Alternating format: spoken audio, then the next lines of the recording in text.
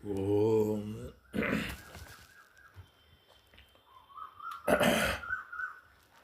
ஓம் மூகம் கரோதி வாசாலம் பங்கும் லங்கய ஹரி ஓம் மகாராஜ். மகாராஜ் நமஸ்காரம். நமஸ்காரம். நல்லது. நல்லா இருக்கீங்கல்ல? மணிமுத்தாரில் வெள்ளம் மழை. ஆமாம் ஆமாம் ஆமாம், நல்ல மழைன்னு சொன்னாங்க. ஆமாம், சேலத்தில் இதெல்லாம். ஆமாம், எல்லா இடத்துலையும். ஆமாம், நல்லது நல்லது. நிறையா பேர் சொன்னாங்க. நல்லது நல்லது.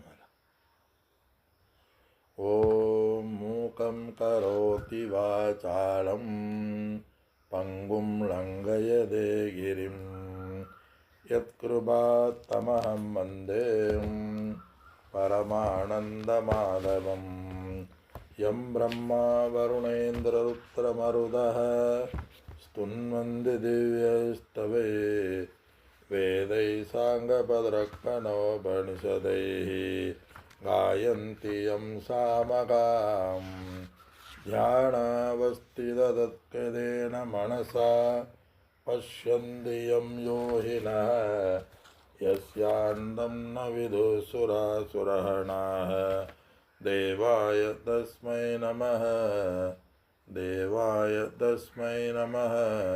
ஓம் ஹரி ஓம். அனைவருக்கும் என்னுடைய வணக்கங்கள். ராமானந்த மகாராஜுக்கு என்னுடைய நமஸ்காரம்.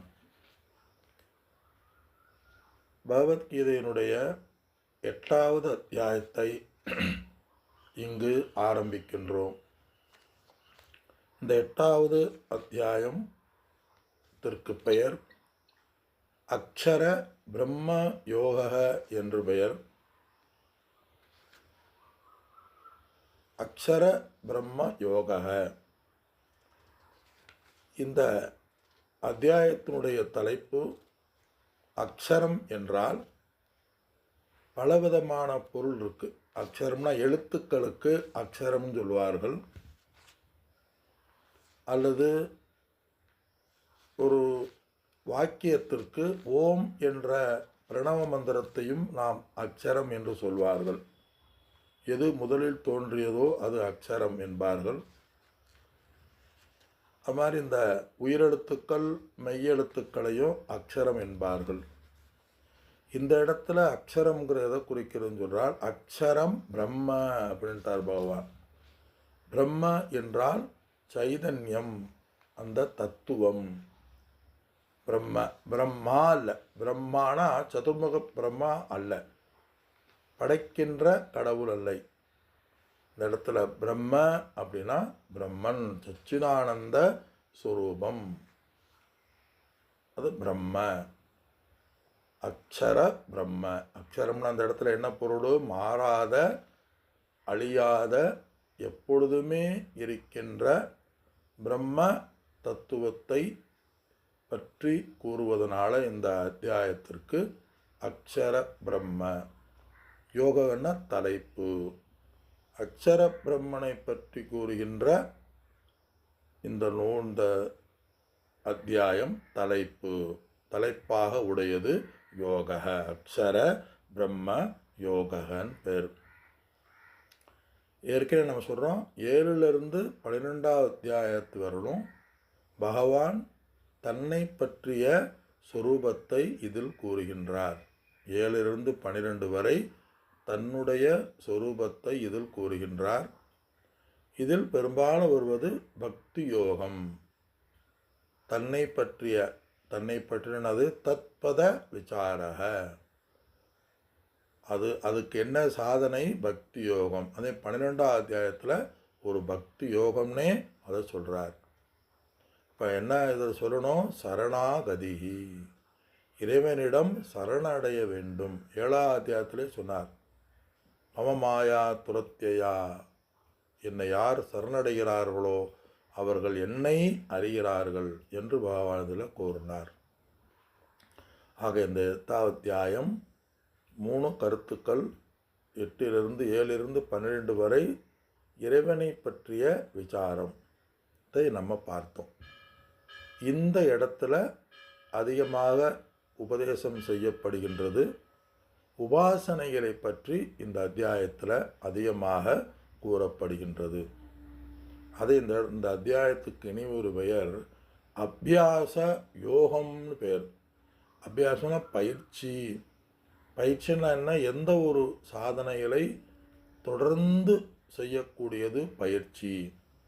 டெய்லி ஒலிம்பிக்கில் விளையாடுறாங்கன்னா அதை பயிற்சி பண்ணுவாங்க, வாக்கிங் பண்ணுவாங்கன்னா அது ஒரு பயிற்சி.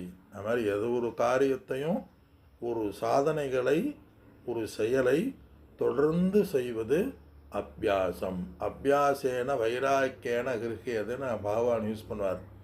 மனதை அடக்க முடியவில்லையே என்று அர்ஜுனன் கேட்க, உண்மைதான், ஆனால் தொடர் பயிற்சியினால் அதை நாம் வெல்ல முடியும் அப்படின்னு அபியாசங்கிற வார்த்தை யூஸ் பண்ணுவார். அதனால் இந்த அத்தியாயத்துக்கு இனி ஒரு பெயர் உண்டு, அபியாசம், தொடர்ந்து பயிற்சி செய்தல். அதே இந்த இடத்துல தொடர்ந்து பயிற்சி செய்தல். என்ன பயிற்சி செய்தல்? உபாசனை. தொடர்ந்து இறைவனை நினைத்து இறைவனை உருவங்களோடு வழிபடுகின்ற ஒரு தியானம், உபாசனை கருத்துக்கள் இதில் வருகின்றது. 2 விதமான உபாசனைகள் வரும். அதை நம்ம அந்தந்த அத்தியாயத்தினுடைய ஸ்லோகத்தில் நம்ம பார்க்கலாம். இந்த அத்தியாயத்தில் முதல் ஸ்லோகம் எப்படி ஆரம்பிக்கின்றது? முதல் 2 ஸ்லோகங்கள் சென்ற அத்தியாயத்தில் பகவான் முடித்தார். பிரம்மத்தை அறிந்தவர்கள் இந்த 7 கருத்துக்களை அறிகிறார்கள் என்று பகவான் சென்ற அத்தியாயத்தில் முடித்தார். பிரம்ம, அதாவது மனுஷானாம் சகஸ்திரேது கச்சித் யதது சித்தையே அப்படின்னு நம்ம பார்த்தோம். மனிதர்களில் 1000-ல் ஒருவர்தான் என்னை அடைய முயற்சி செய்கிறார்கள். அவர்களில் உண்மைத்தன்மையை யாரோ ஒருவர்தான் அடைகிறார்கள். ச மகாத்மா சுதுர்லபக, அவன் கிடைப்பதற்கு அரியவன் மகாத்மா அப்படிங்கிறார். அது மகா ஆத்மா, ஞானி அப்படிங்கிறத சொல்கிறார். அந்த ஞானி இந்த 7 கருத்துக்களை அறிகிறான். 7 கருத்துக்களை சொல்லி முடித்தார். அந்த 7 கருத்துக்களினுடைய கேள்விதான் இந்த அர்ஜுனனுக்கு 1, 2. பிரம்ம, ஞானிகள் பிரம்மனை பற்றியும் அதிபோதத்தை பற்றியும் கர்மத்தை பற்றியும் அத்தியாத்மத்தை பற்றியும் அதியஜ்ஞத்தை பற்றியும் என்று கூறி இதையெல்லாம் அறிகிறார்கள் என்று பகவான் கூறினார். அடுத்து இந்த அத்தியாயம் எப்படி ஆரம்பிக்குது? அந்த 7 கருத்துக்கள் என்ன அப்படிங்கிறதே அது அர்ஜுனுடைய கேள்வி. அவர்கள் அந்த பிரம்மத்தை அறிகிறார்கள். அந்த பிரம்ம தத்துவத்தை கேட்கும் பொருட்டு அர்ஜுனன் இந்த கருத்துக்களை கேட்க ஆரம்பித்தான். அதாவது மனம் உபாசனையின் மூலமாக, அபியாசத்தின் மூலமாக அறிய வேண்டிய பொருள்கள் நமக்கு 7. அர்ஜுனன் மட்டுமல்ல, நாமும் அதை அறிய வேண்டும். அந்த 7 என்ன?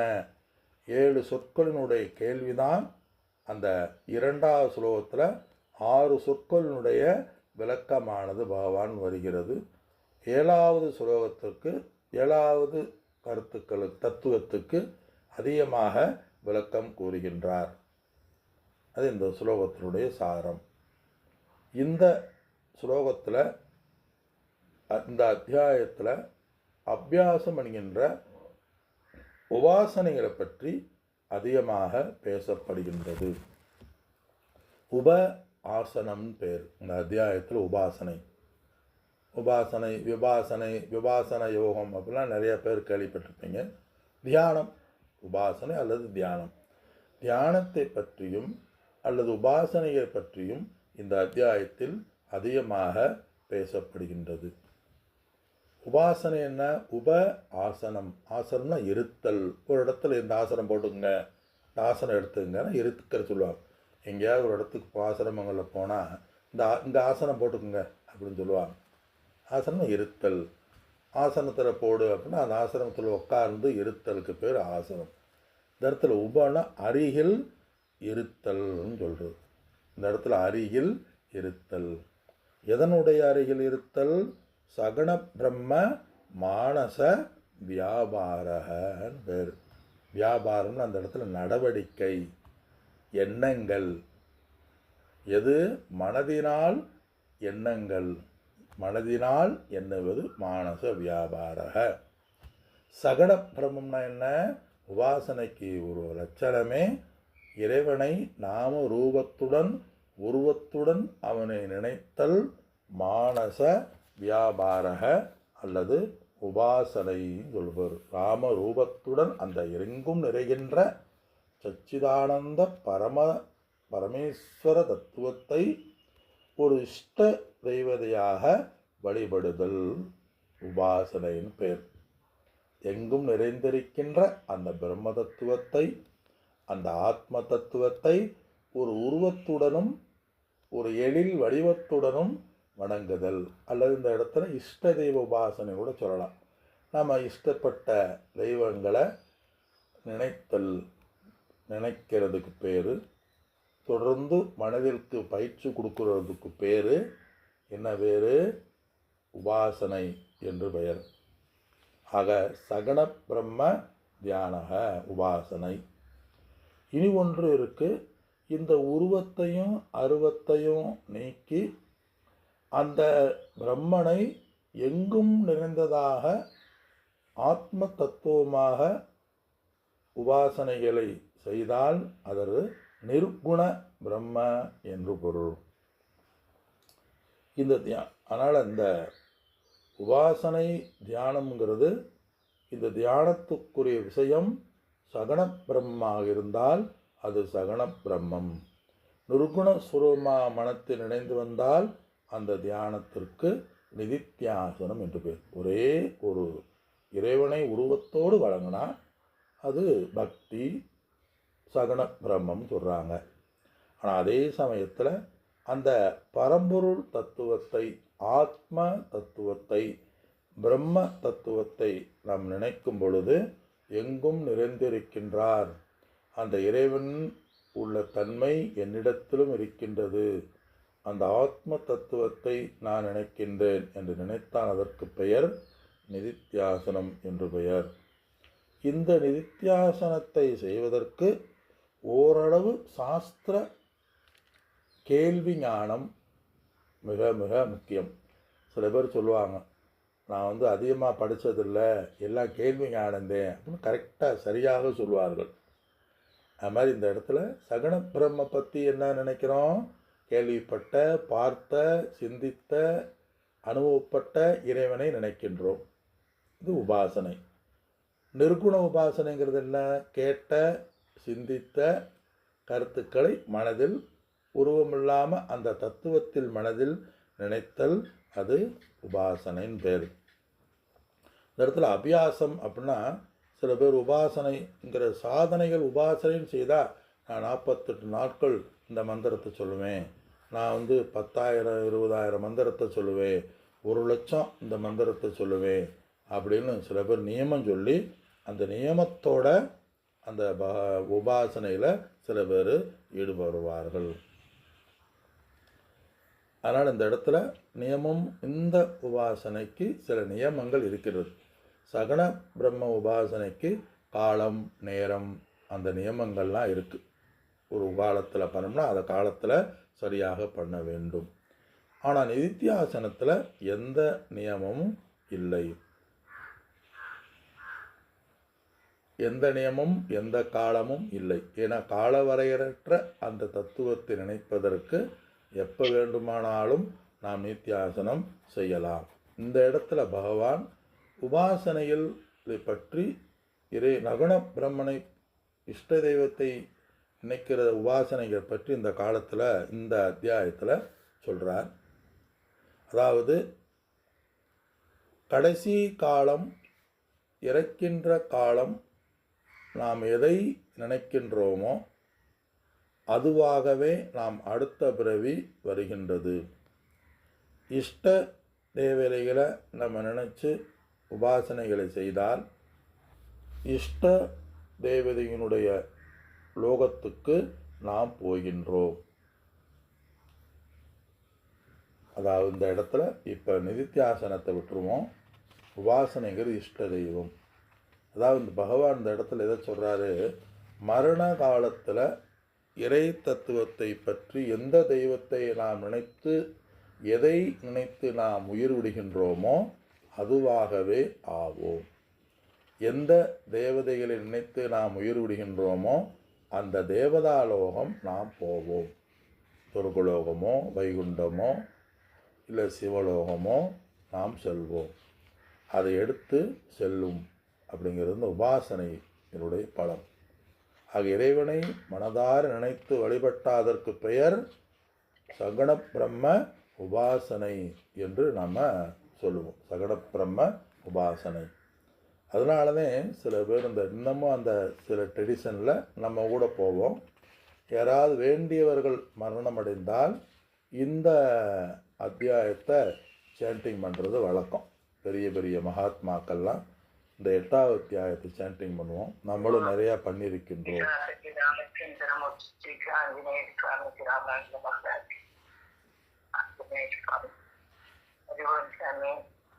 சொல்லுங்க.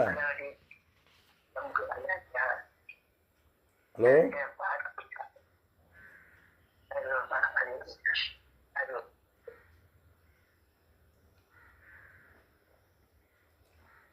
அதே பொதுவாக சொல்லுவார்கள், இஷ்ட தெய்வத்தை குறித்து சகண பிரம்ம உபாசனையில் நம்ம பண்ணுறது அக்ஷர பிரம்ம யோகன்னு நம்ம பொதுவாக சொல்கிறது வழக்கம்.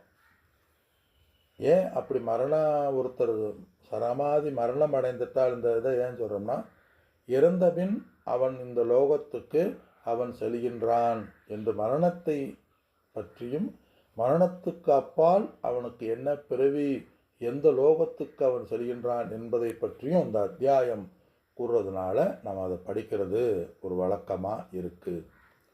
அதனால் இந்த உபாசனைகளோட என்ன பலன் அப்படின்னு சொன்னால், உபாசனைங்கிறது என்ன, இப்போ நம்ம பார்க்க போகிறது உபாசனை.